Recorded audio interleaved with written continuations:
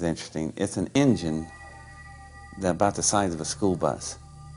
And this engine is pretty much a much larger version of the thing I built. It's also an electric magnetic fusion containment engine, but it is sophisticated and it is powerful. I would have to compare mine to it. Would be like I had a Model A and this thing was a Ferrari. I mean, it's just tremendous, powerful difference, but we both were of the same engine breed. And this one had been damaged right in the center of the core. In the type of configurations we build, we have dual particle accelerators that cause the fusion reaction. Right in the center of these accelerators is an area that I call the eye of the hurricane. And it's like an infinity pattern, figure 8, and right in the center, it's quiet there on a matter of conversion area. So then this particular engine, there was a hole there about 4 feet in diameter. And that was the first thing I noticed. They asked me to look at it and describe to them how I thought the thing functioned. And I asked them, you know, how come I'm telling you about your engine? And they said that the engine was recovered in a project they was working with, and they wasn't sure how everything functioned on it, and personnel that were available that work on that was not available anymore. And they said if I could just help them out a little bit. Well, being 17 years old at the time, they thought I didn't pick up on too many adult innuendos, but I guess I was born old. I knew exactly what they were doing. So I said, fine, you know, yeah, I'll be glad to help my country, you know. Yeah. So we play along, and I asked them, can I walk up to it? They said, sure. As a matter of fact, you can climb on it if you want. So I got up to the engine, and then something really unusual about the engine, other than the design, the alloys itself, just the sheen and color, looked like iridescent color, like when you hold a CD disc to the sun and you see the rainbow. Imagine those kind of colors covering this entire engine and glowing like that. It's really pretty. The color of the engine was unlike any metal or alloy I was ever familiar with. And when I walked to the engine, there was a shadow on the engine. Now, I just told you that the rooms were built where you couldn't have shadows. When I stuck my arm out to it, there was a shadow on the engine, but right on the table there was no shadow.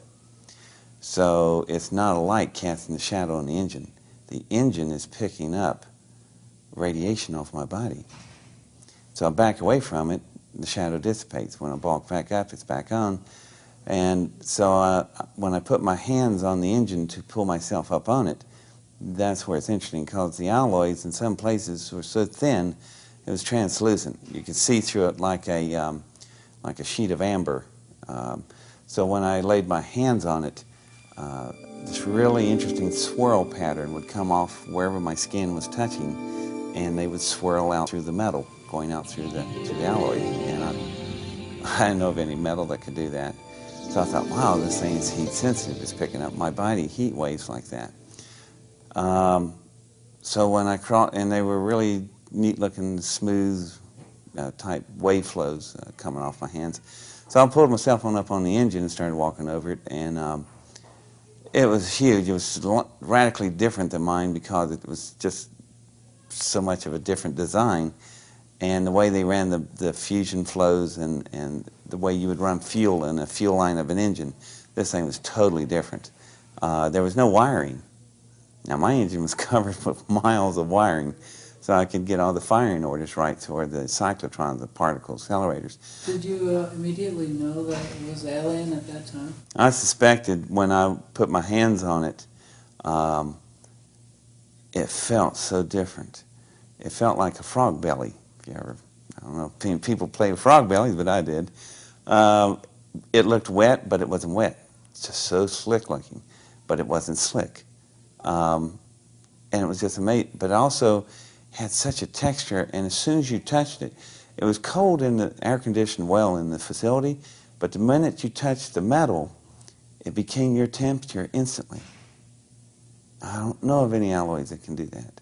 So I started going, oh, this may not be from around here. So I'm walking down the engine, and I go up to where the main core cells are and the particle accelerators.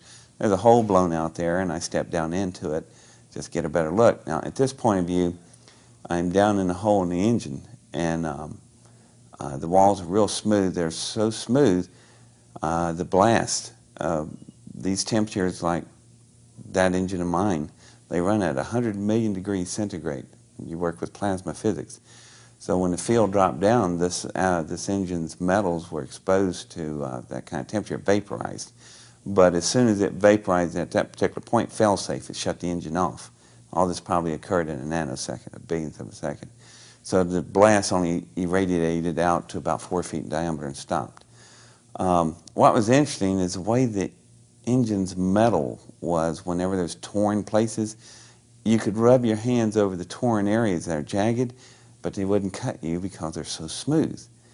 It's more like flesh being torn rather than metal. Well, when I come up, stood back up on top of the engine, I knew, looking at some of the interior parts of it and the way it was constructed, I had enough of what was going on. So I turned around and told them about this firing system here. And they were going, yeah, where is the firing system? And I started to tell them that because I finally figured out what this thing was doing. But then I said, well, why am I telling you about your own firing system if all this is yours and you got, this isn't from here, is it? Matter of fact, it ain't from around the area, is it, boys? And they started getting upset. I said, let's do some assumptions. This is an engine. I'm assuming it came out of a craft, a big one, by the size proportional differences, probably 300 feet plus, you know, the length of a football field. Well, therefore, it's got occupants. What in God's name have you done with them? Well, that was the wrong thing to say, because they are up on the engine coming after me, and it's time to leave. Well, when I bend down to get off the engine, I put my hands back on the engine. Something interesting. Instead of the nice smooth wave lines, they would now look like small tornadoes coming off all my fingertips, moving through the metal. And I pulled my hands back, put them back on. There they were, but they were starting to calm down a little bit. And then I realized what this thing was. They grabbed hold of me, the Air Force guys did. We got back in the golf cart and we were riding back up to the surface. And I was sitting there thinking, I just realized what this engine is. It's a symbiotic engine. The engine is alive. It is an engine that's capable. The reason they couldn't figure out the firing order is that the tubing that was cascading all over its body looked like the same pattern you would have from a brainstem of a neurosynaptic ordering firing order. So what's happening is when the pilots sit down in their seats, their thought waves drive the engine. When I first touched the engine, I was curious and awed by it. The wavelengths were smooth off my fingers. When I was getting off down from it, I was totally angry. The engine was not picking up radiation heat waves. It was picking up mental thought energy. That engine is capable of a symbiotic relationship with the pilots. Did you tell them that? I didn't tell them squat. That's why they couldn't figure out the firing order. They said there was no wiring or circuitry. No, the pilots' brains are the wiring and the circuitry. The engine needs them in order to do all of its functions. In return, the pilots know exactly what the engine feels and how the spacecraft feels. The entire craft is probably symbiotic. Now, before you sit there and blow this off like it's just a bunch of science fiction, let me bring you up to date here to current events. I just left Princeton University. There's a Dr.